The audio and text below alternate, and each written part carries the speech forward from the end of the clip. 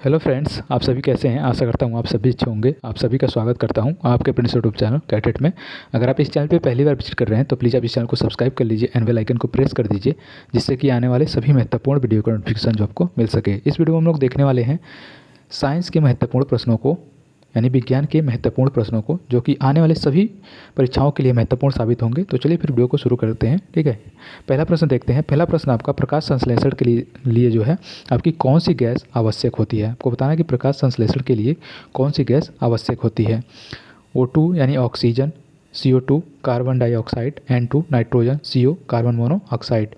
तो प्रकाश संश्लेषण की अभिक्रिया के लिए जो गैस आवश्यक होती है वो आपकी होती है कार्बन डाइऑक्साइड। ठीक है, कार्बन डाइऑक्साइड जो है, इसके अलावा जो है आपका प्रकाश संश्लेषण यानी सूर्य के प्रकाश की ज़रूरत होती है, और आपका क्लोरोफिल की मौजूदगी होनी चाहिए, तभी जो है आपका प्रकाश संश्लेषण की क्रिया जो होगी।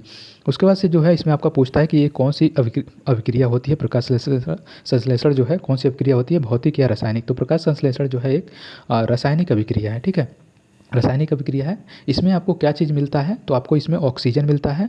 प्रकाश संश्लेषण की जब क्रिया कंप्लीट होती है तो आपको ऑक्सीजन मिलता है, ग्लूकोज मिलता है, और आपका जल भी मिलता है। ठीक है, और इसमें पूछा जाता है कि प्रकाश संश्लेषण की जो क्रिया है किस रंग में सबसे ज़्यादा होती है, तो आपका रेड कलर में जो है सबसे ज़्यादा होती है। ठीक है, उसके अलावा जो है सबसे कम किस में पूछ लेता है, तो आपका ग्रीन कलर हो जाएगा, हरा। ठीक है, तो हरे में जो है सबसे कम अभिक्रिया होती है, और रेड में जो है सबसे ज़्यादा होती है प्रकाश संश्लेषण की अभिक्रिया। ठीक है, तो इस प्रश्न के लिए इतना ही रखते हैं। अगला प्रश्न देखते हैं। अगला प्रश्न आपका, क्लोरोफिल में आपको बताना कि कौन सी धातु पाई जाती है। 1 सेकेंड, मुझे यहाँ पे देखना है। क्लोरोफिल में कौन सी धातु पाई जाती है, लोहा पाया जाता है, या फिर मैग्नीशियम, जस्ता, या फिर कोबाल्ट। तो क्लोरोफिल में जो है आपका मैग्नीशियम धातु जो है पाई जाती है। और आपका यहीं पे पूछ लेता है यदि आपका कि ब्लड में कौन सी धातु पाई जाती है। ठीक है, खून में जो है कौन सी धातु पाई जाती है, या फिर ब्लड में कौन सी धातु पाई जाती है, तो लोहा जो है ब्लड में पाया जाता है। ठीक है, लोहा जो है ब्लड में पाया जाता है, और आपका क्लोरोफिल में जो है आपका मैग्नीशियम पाई जाती है। ठीक है, तो अगला प्रश्न देखते हैं। अगला प्रश्न आपका, प्रकाश संश्लेषण की दर सबसे अधिक किस रंग में होती है। देखिए, हमने अभी देखा था पहले वाले प्रश्न में, तो प्रकाश संश्लेषण की दर जो है सबसे अधिक किस रंग में होती है। तो इस प्रश्न का आपका राइट आंसर क्या हो जाएगा, रेड। ठीक है, लाल जो है इसका राइट आंसर हो जाएगा। ऑप्शन नंबर ए जो है इसका राइट आंसर। अगला प्रश्न देखेंगे हम लोग। अगला प्रश्न आपका, फल पकाने वाला हार्मोन कौन सा है। तो देखिए, फल पकाने के लिए जो है दो तरीके से आपका प्रश्न पूछता है। एक तो आपका सिंथेटिक पूछता है, और एक जो है आपका नेचुरल पूछता है। ठीक है, प्राकृतिक तौर पर। तो इसमें देखिए आपका प्राकृतिक तौर पर और एक ही जो है इसमें दिया हुआ है। ठीक है, या तो लिखा रहता है वहाँ पे कि जो है नेचुरल तरीके से, या फिर क्या बोलते हैं उसको, सॉरी 1 मिनट रुक जाइए, 1 सेकेंड। हाँ, सिंथेटिक तरीके से जो है तो आपका इसमें पूछ लेता है, क्वेश्चन में आपका दिया रहता है। ठीक है, तो यहाँ पे देखिए कौन सा आंसर हो जाएगा, इसका राइट आंसर आपको बताना है। तो देखिए, एथिलीन जो है आपका फल पकाने वाला हार्मोन होता है। ठीक है, एक होता है एसिटिलीन। ठीक है, एसिटिलीन, एसिटिलीन। ठीक है, ये भी होता है आपका, तो ये सिंथेटिक होता है। ठीक है, ये सिंथेटिक होता है, और एथिलीन जो होता है वो आपका नेचुरल होता है। ठीक है, तो इस दोनों जो है फल पकाने के काम में आते हैं। ये सिंथेटिक होता है और ये प्राकृतिक होता है। तो फल पकाने वाला हार्मोन कौन सा हो जाएगा, इसमें एथिलीन हो जाएगा। ऑप्शन नंबर बी जो है इसका राइट आंसर हो जाएगा। अगला देखते हैं। अगला है जो आपका, रेबीज के टीके की खोज किसने की थी। आपको बताना है किसमें, रेबीज के टीके की खोज जो है किसने की थी। एडवर्ड जेनर ने, लुई पास्चर ने, या फिर चार्ल्स डार्विन ने, या फिर आर्किमिडीज ने। तो इस प्रश्न का आपका राइट आंसर हो जाएगा, रेबीज के टीके की खोज किसने की है, तो लुई पास्चर ने जो है रेबीज के टीके की खोज की है। ठीक है, रेबीज किसके कारण होता है, तो कुत्ते की काटने के कारण जो है रेबीज होता है। ठीक है, रेबीज में ही जो है आपका एक रोग और हो जाती है, एक बीमारी और हो जाती है, जिसे हम लोग हाइड्रोफोबिया कहते हैं। ठीक है, हाइड्रोफोबिया में ये होता है कि आपको जल से जो है डर लगने लगता है। ठीक है, आप जल जहाँ पर भी आप पानी देखेंगे उसको देखकर भागने लगेंगे। ठीक है, तो ये होता है मतलब हाइड्रोफोबिया, मतलब जल से डरना। ठीक है, फोबिया मतलब होता है डर। ठीक है, और हाइड्रो मतलब जल होता है। तो रेबीज के टीके की खोज किसने की थी, तो लुई पास्चर ने की थी। और रेबीज किसके कारण होता है, तो कुत्ते की काटने के कारण होता है। ठीक है, अगला प्रश्न देखेंगे हम लोग। अगला प्रश्न आपका, जब हम बकरी का मांस खाते हैं तो कहे जाते हैं, यानी मनुष्य जो है यदि बकरी का मांस खाते हैं तो वो किस कैटेगरी में आते हैं, प्राथमिक उपभोक्ता में आते हैं, द्वितीयक उपभोक्ता में आते हैं, तृतीयक उपभोक्ता में आते हैं, या फिर इनमें से किसी में नहीं। तो देखिए, जब आप जब हम लोग जो है बकरी का मांस खाते हैं तो आपका द्वितीयक उपभोक्ता कहलाते हैं। ठीक है, क्योंकि जो प्राथमिक उपभोक्ता होते हैं वो आपका शाकाहारी होते हैं और प्रथम उपभोक्ता कहे जाते हैं, जो कि आपका जैसे बकरी हो गई वो प्राथमिक उपभोक्ता हो जाए, क्योंकि ये जो है नेचुरल चीज़ों को खाकर बनी हुई है। ठीक है, घास वगैरह जो है ये खाकर जो है ये जो बनती हैं ये प्राथमिक उपभोक्ता हो जाते हैं। ठीक है, और जो लोग जो है प्राथमिक उपभोक्ता को खाते हैं वो द्वितीयक उपभोक्ता कहलाते हैं। ठीक है, देखिए इसमें भी जो मनुष्य होते हैं वो दो प्रकार के उपभोक्ता होते हैं, यानी प्राथमिक भी होते हैं और द्वितीयक भी होते हैं। लेकिन यहाँ पे कंडीशन ये होती है कि यदि वो जो है प्योर जो है शाकाहारी हैं, वो साग सब्जी जो है खा रहे हैं, तो उनको प्राथमिक उपभोक्ता में रखा जा सकता है। वहाँ पे कंडीशन आपको दिया रहेगा। ठीक है, कि मनुष्य जो है साग सब्जी खाते हैं तो किस उसमें आएंगे कैटेगरी में, तो आप बता सकते हैं कि प्राथमिक उपभोक्ता जो है कहे जाएंगे। ठीक है, तो ये कंडीशन आपको देखने को मिलेगा क्वेश्चन में। अदरवाइज जो है आप इस तरह से अगर देखिए यहाँ पे जैसे यहाँ पे बता रखा है कंडीशन कि बकरी का मांस खाते हैं तो किस उपभोक्ता में आएंगे। ठीक है, तो द्वितीयक उपभोक्ता कहलाएंगे। अगला प्रश्न देखते हैं। अगला प्रश्न आपका सौर ऊर्जा का सबसे बड़ा उपयोग करता है। इसमें बताना है कि सौर ऊर्जा का जो है सबसे बड़ा उपयोग कौन करता है। बैक्टीरिया करता है, प्रोटोजोआ, कवक या फिर हरे पौधे। तो सौर ऊर्जा का जो है सबसे बड़ा उपयोग करता है वो आपका हरे पौधे हो जाते हैं। ठीक है, ऑप्शन नंबर डी जो है इसका राइट आंसर हो जाएगा। अगला प्रश्न देखेंगे हम लोग। अगला प्रश्न आपका मुख्य वायु प्रदूषक कौन सा है। इसमें बताना है आपको कि मुख्य वायु प्रदूषक कौन सा है। CO2 है, CO है, N2 है या फिर SO2 है। तो इस प्रश्न का आपका राइट आंसर हो जाएगा ऑप्शन नंबर डी जो है। ठीक है, SO2 जो है इसका राइट आंसर हो जाएगा।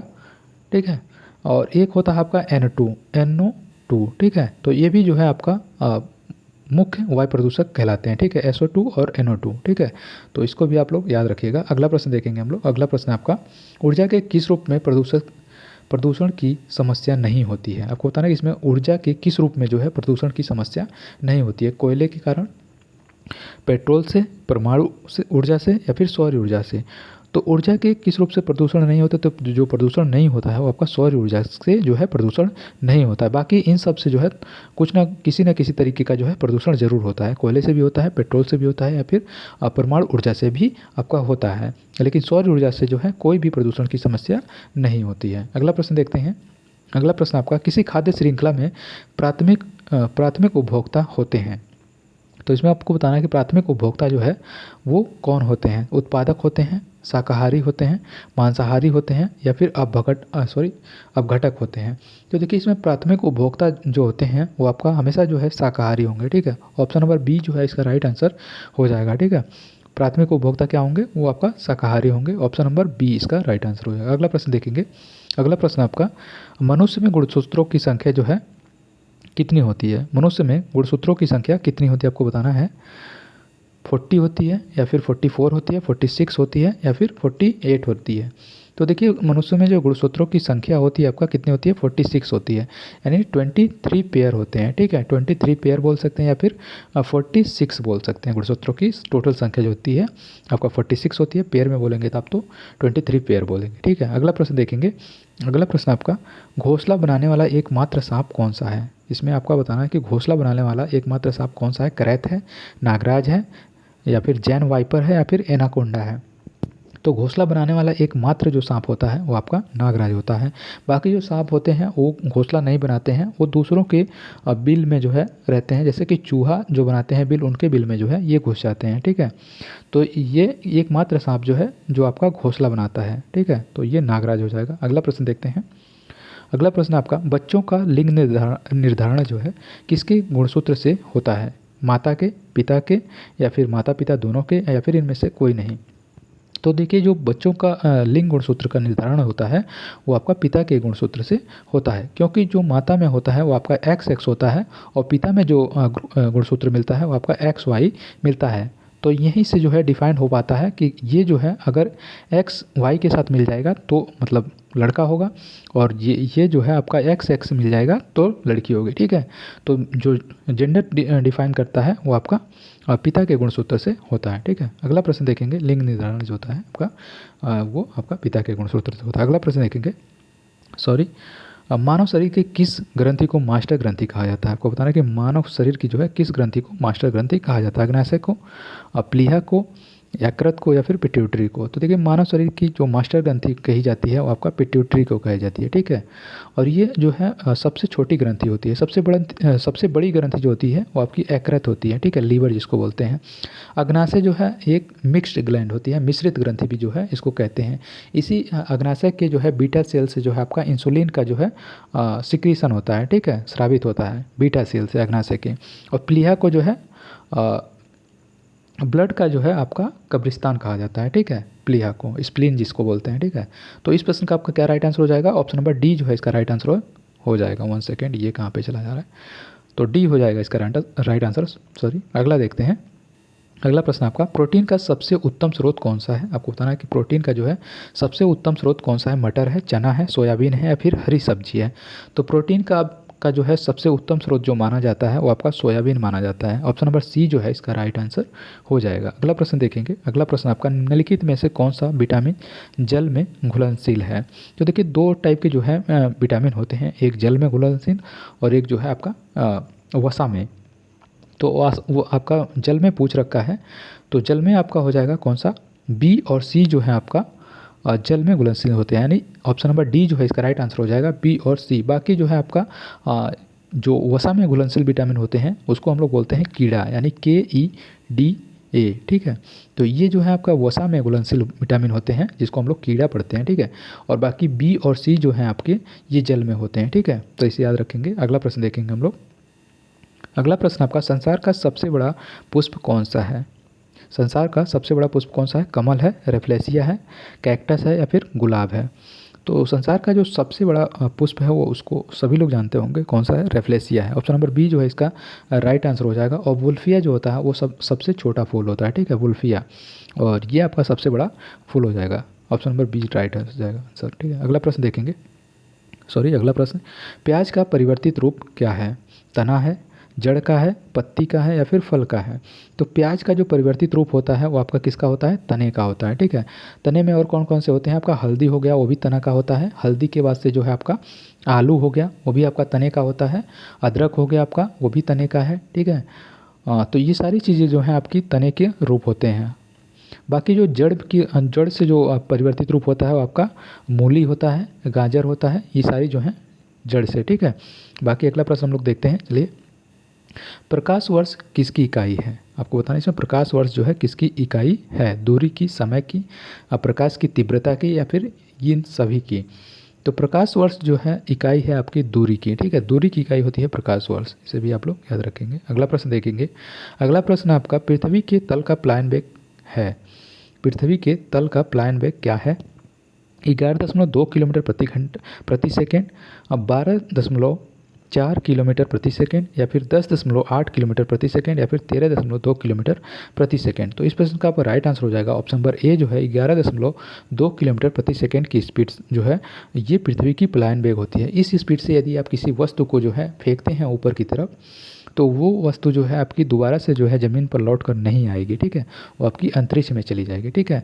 तो ये ही होता है जो आपका एस्केप वेलोसिटी जिसको बोलते हैं या फिर फ्लाइन वेग जिसको बोलते हैं। इस स्पीड से यदि आप किसी वस्तु को फेंकते हैं तो आपकी वापस नहीं आएगी, ठीक है। तो इस प्रश्न का आपका राइट आंसर हो जाएगा ऑप्शन नंबर ए जो है। अगला प्रश्न देखेंगे। तो ये आपका पृथ्वी का है, चंद्रमा का कुछ और अलग ही होता है, ठीक है। चंद्रमा का आई थिंक 2 पॉइंट समथिंग होता है, ठीक है, सेकंड में होता है वो, ठीक है, 2 पॉइंट सेकंड होता है, ठीक है। तो ये मुझे अभी कंफर्म याद नहीं आ रहा है, बस आप लोग पृथ्वी का याद रखिएगा, ठीक है। अगला प्रश्न देखेंगे। अगला प्रश्न आपका, मानव शरीर का तापमान जो है 98.6 फ़ारेनहाइट होता है। सेल्सियस स्केल पर जो है इसका पैमाना कितना होता है? तो सभी लोगों को ये पता होता है कि 37 डिग्री सेल्सियस जो है मानव शरीर का तापमान होता है सेल्सियस में। अगर आपका फ़ारेनहाइट में मेजर करते हैं तो 98.6 फ़ारेनहाइट होता है। अगर इसे आप कैलकुलेट करना चाहें तो इसके लिए एक फार्मूला होता है, CF/5 = F-32 और डिवाइडेड बाय 9। इस फॉर्मूले से यदि आप सेल्सियस में आपको दिया गया है, यहाँ पे फ़ारेनहाइट में दिया है, यहाँ पे वैल्यू को पुट करेंगे तो आपको सेल्सियस में निकल जाएगा। यदि आपके पास सेल्सियस में दिया है तो आपका फ़ारेनहाइट में आप यहाँ से निकाल सकते हैं, ठीक है। अगला प्रश्न देखते हैं हम लोग। अगला प्रश्न आपका हाइड्रोजन बम आधारित है। हाइड्रोजन बम इस पे किस पर आधारित है? नाभिकीय संलयन पर, नाभिकीय विखंडन पर, रेडियो एक्टिव विघटन पर, या फिर इन सभी पर। तो जो हाइड्रोजन बम जो है आपका आधारित होता है वो आपका नाभिकीय संलयन अभिक्रिया पर आधारित होता है। नाभिकीय संलयन अभिक्रिया आप लोग को पता होगा कि जो है आपका चंद्रमा पर भी होता है। इसी के माध्यम से जो है चंद्रमा पर जो है एनर्जी जनरेट होती है, ठीक है। जो सूर्य का ताप है इसी अभिक्रिया के द्वारा जनरेट होता है। इसमें दो हाइड्रोजन मिलकर जो है एक हीलियम बनाते हैं, ठीक है। हाइड्रोजन मिलकर दो हीलियम या फिर एक हीलियम आई थिंक जो है बनाते हैं, ठीक है। तो ये जिसमें जो है दो अणु जो है जुड़कर जो है एक बनाते हैं, ठीक है। इसमें विखंडन नहीं होता है, ठीक है, इसमें जुड़ते हैं। तो नाभिकीय संलयन की जो अभिक्रिया होती है वो आपका हाइड्रोजन बम में होती है, और जो आपका परमाणु बम में जो अभिक्रिया होती है वो आपका नाभिकीय विखंडन पर काम करता है, ठीक है, जो परमाणु बम होता है। लेकिन हाइड्रोजन बम जो है आपका वो नाभिकीय संलयन अभिक्रिया पर काम करता है, और यही जो है आपका सूर्य पर भी क्रिया प्रोसेस होती है, ठीक है। अगला प्रश्न देखेंगे लोग। अगला प्रश्न आपका 1.5 मीटर कह सकते हैं, ठीक है, यहाँ पे मीटर में दिया है आंसर। तो 1.5 मीटर लंबे व्यक्ति को अपने पूर्ण प्रतिबिंब देखने के लिए आवश्यक दर्पण की न्यूनतम लंबाई कितनी होगी? यदि कोई व्यक्ति जो है उसकी लंबाई 1.5 मीटर है, ठीक है, वह व्यक्ति जो है अपना प्रतिबिंब देखना चाहता है पूरा, तो उसके लिए कितनी लंबाई की दर्पण होनी चाहिए? सॉरी, 1.5 मीटर की, 0.75 मीटर की, 3 मीटर की, या फिर 2 मीटर की। तो देखिए यदि व्यक्ति जो है 1.5 मीटर लंबा है तो उसे अपना प्रतिबिंब देखने के लिए जो है पूर्ण प्रतिबिंब देखने के लिए अब इस लंबाई की जो है आधी दर्पण होनी चाहिए, ठीक है। तो आधा करेंगे इसका तो 0.75 हो जाएगा, ठीक है। इतना मीटर यदि दर्पण है तो अपनी पूर्ण लंबाई देख पाएगा। कोई भी व्यक्ति अगर जितनी उसकी हाइट है उसका आधा यदि उसके पास दर्पण है तो अपना पूरा प्रतिबिंब जो है उसमें देख पाएगा, ठीक है। तो इस प्रश्न का आपका राइट आंसर हो जाएगा ऑप्शन नंबर बी। अगला प्रश्न देखेंगे हम लोग। अगला प्रश्न आपका दूध की शुद्धता का पता जो है किस यंत्र के द्वारा जो है लगाई जाती है? बैरोमीटर से, लैक्टोमीटर से, ऑल्टोमीटर से, या फिर हाइड्रोमीटर से। तो जो दूध की शुद्धता का पता लगाया जाता है वो आप सभी को लोगों को पता होगा कि लैक्टोमीटर से जो है दूध की शुद्धता का पता लगाया जाता है। बैरोमीटर से जो है आपका प्रेशर मापा जाता है, ठीक है, वायु दाब को जो है मापा जाता है। ऑल्टोमीटर से जो है आपका ऊंचाई नापी जाती है, और हाइड्रोमीटर से जो है आपका घनत्व नापा जाता है। जल का घनत्व जो है हाइड्रोमीटर से मापा जाता है। एक होता है आपका हाइग्रोमीटर जिससे आर्द्रता मापी जाती है, ठीक है, और इससे जो है हाइड्रो से जल की घनत्व को मापा जाता है। अल्टोमीटर से ऊंचाई मापी जाती है, लैक्टोमीटर से दूध की शुद्धता, और बैरोमीटर से जो है वायु दाब यानी वायु प्रेशर को जो है मापा जाता है। तो इस प्रश्न का आपका राइट आंसर क्या हो जाएगा? Option number B. अगला प्रश्न देखेंगे हम लोग। अगला प्रश्न आपका गोबर गैस में मुख्यतः क्या होता है? गोबर गैस में जो है आपको बताना है कि मुख्यतः क्या होता है। एथिलीन होता है, एसिटिलीन होता है, मेथेन होता है, या फिर कार्बन मोनोऑक्साइड होता है। तो गोबर गैस में जो मुख्यतः होता है वो आपका क्या होता है? मेथेन होता है। इसका फॉर्मूला क्या होता है? CH4, ठीक है। इसे हम लोग मार्स गैस के नाम से भी जानते हैं। क्या? मार्स गैस भी बोलते हैं मेथेन को, ठीक है। तो इसे भी आप लोग याद रखेंगे। और गोबर गैस में जो है मुख्यतः मेथेन होता है। अगला प्रश्न देखेंगे। अगला प्रश्न आपका पृथ्वी पर सबसे अधिक मात्रा में पाए जाने वाला तत्व कौन सा है? पृथ्वी पर सबसे अधिक मात्रा में पाए जाने वाला तत्व कौन सा है? सिलिकॉन है, लोहा है, एल्युमिनियम है, या फिर ऑक्सीजन है। तो पृथ्वी पर सबसे अधिक मात्रा में जो है पाए जाने वाला तत्व कौन सा है? वो आपका ऑक्सीजन है, ठीक है। ऑप्शन नंबर डी जो है इसका राइट आंसर हो जाएगा। अगला प्रश्न देखेंगे। अगला प्रश्न आपका पेंसिल बनाने में प्रयुक्त होता है। पेंसिल बनाने में जिससे हम लोग लिखते हैं पेंसिल, उसमें जो है क्या, जो आपने निडल देखा होगा उसका, उसी के बारे में पूछ रहा है कि ये जो है किससे बना होता है। शीशे का होता है, लेड का होता है, ग्रेफाइट का होता है, या फिर हीरे का होता है। तो पेंसिल का जो निडल बना होता है वो आपका ग्रेफाइट का बना होता है। ऑप्शन नंबर सी जो है इसका राइट आंसर हो जाएगा, ठीक है। ग्रेफाइट का जो है पेंसिल बनने में जो है प्रयुक्त होता है बनाने में। अगला प्रश्न देखेंगे। सोना किस अम्ल में घुलता है? आपको बताना है कि सोना जो है किस अम्ल में घुलता है। हाइड्रोक्लोरिक अम्ल में, अम्लराज में, नाइट्रिक अम्ल में, या फिर एसिटिक अम्ल में। तो सोना जो है आपका अम्लराज में घुलता है, सॉरी, ठीक है। इसे एक्वेरिजिया भी बोलते हैं, ठीक है, एक्वेरिजिया बोलते हैं। ये जो है आपका HCl यानी हाइड्रोक्लोरिक अम्ल, इसका मिश्रण होता है हाइड्रोक्लोरिक अम्ल और HNO3, ठीक है, HNO3 का मिश्रण होता है। ये जो है आपका 3:1 में होते हैं। 3:1 में मिलाकर जो है HCl और HNO3 को मिलाकर जो है आपका अम्ल राज बनाया जाता है। 3:1 में 3 आपका रेशियो होता है HCl का और 1 रेशियो होता है HNO3 का, ठीक है। तो उसके इसमें जो है आपका अम्ल राज में जो है आपका सोना घुल जाता है। तो ऑप्शन नंबर बी जो है इसका राइट आंसर हो जाएगा। अगला प्रश्न देखेंगे। अगला प्रश्न आपका शीत रक्त प्राणी कौन से होते हैं। आपको इसमें बताना है कि शीत रक्त वाले यानी एक होते हैं कोल्ड ब्लड वाले प्राणी और एक होते हैं वार्म ब्लडेड यानी गर्म, है ना, हॉट ब्लड जिसको बोलते हैं, ठीक है। तो शीत रक्त वाला आपसे इसमें पूछ रखा है सर्प, मेढक और छिपकली या फिर ये सभी। तो शीत रक्त वाले प्राणी जो हैं ये सभी हैं। मैमल्स को और आपका जो बर्ड्स होते हैं वो सभी जो हैं आपके वार्म ब्लडेड यानी गर्म खून वाले प्राणी होते हैं, ठीक है। एक तो आपका मैमल्स याद रखेंगे और दूसरा जो है आपका बर्ड्स को याद रखें। ये जो है आपका वार्म ब्लडेड प्राणी होते हैं, बाकी जो हैं सभी वो आपका शीत रक्त यानी कोल्ड ब्लडेड प्राणी होते हैं। तो इस प्रश्न का आपका राइट आंसर हो जाएगा ऑप्शन नंबर डी।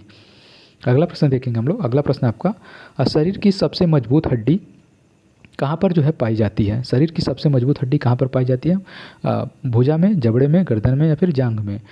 तो शरीर की सबसे जो मजबूत हड्डी पाई जाती है वो आपकी जबड़े में पाई जाती है। ऑप्शन नंबर बी जो है इसका राइट आंसर हो जाएगा। अगला प्रश्न देखेंगे हम लोग। अगला प्रश्न आपका मानव शरीर की सबसे बड़ी ग्रंथि कौन सी है। तो ये हम लोग ऑलरेडी पहले देख चुके हैं। तो कौन सी हो जाएगी यहाँ पे, तो आपका लीवर हो जाएगी, ठीक है। ऑप्शन नंबर ए जो है इसका राइट आंसर हो जाएगा। अगला प्रश्न देखते हैं। अगला प्रश्न आपका स्वस्थ मनुष्य में प्रति मिनट हृदय स्पंदन होता है, ठीक है। तो 58 बार, 67 बार, 72 बार या फिर 90 बार। तो स्वस्थ मनुष्य में प्रति मिनट हृदय स्पंदन जो होता है वो आपका 72 बार होता है, यानी दिल का धड़कना जो होता है जिसको बोलते हैं हम लोग, तो उसी को हृदय स्पंदन बोलते हैं। तो 72 बार जो है एक स्वस्थ मनुष्य के शरीर में होता है। अगला प्रश्न देखेंगे। रक्त में पाई जाने वाली तत्व है। रक्त में जो है कौन सा तत्व पाया जाता है। इस प्रश्न को हम लोग जो है ऑलरेडी देख चुके हैं। तो कौन सा हो जाएगा इसमें आपका लोहा जो हो जाएगा। ऑप्शन नंबर डी जो है इसका राइट आंसर हो जाएगा। अगला प्रश्न देखेंगे। रक्त में लाल रंग किसके कारण होता है। रक्त में जो है लाल रंग किसके कारण होता है। प्लाज्मा के कारण, हीमोग्लोबिन के कारण, आरबीसी जिसको बोलते हैं, लाल रक्त कण, ठीक है, रेड ब्लड कार्पल्स और या फिर श्वेत रक्त कण यानी जिसको WBC बोलते हैं, वाइट ब्लड कॉर्पल्स। तो इस प्रश्न का आपका राइट आंसर हो जाएगा रक्त में जो लाल रंग किसके कारण होता है वो आपका हीमोग्लोबिन के कारण होता है, ठीक है। हीमोग्लोबिन के कारण जो है रक्त का रंग जो है आपका लाल होता है। और ये जो है आपका रक्त में जो है प्लाज्मा की मात्रा कितनी होती है। तो 55% जो है आपका ब्लड में प्लाज्मा होता है, ठीक है।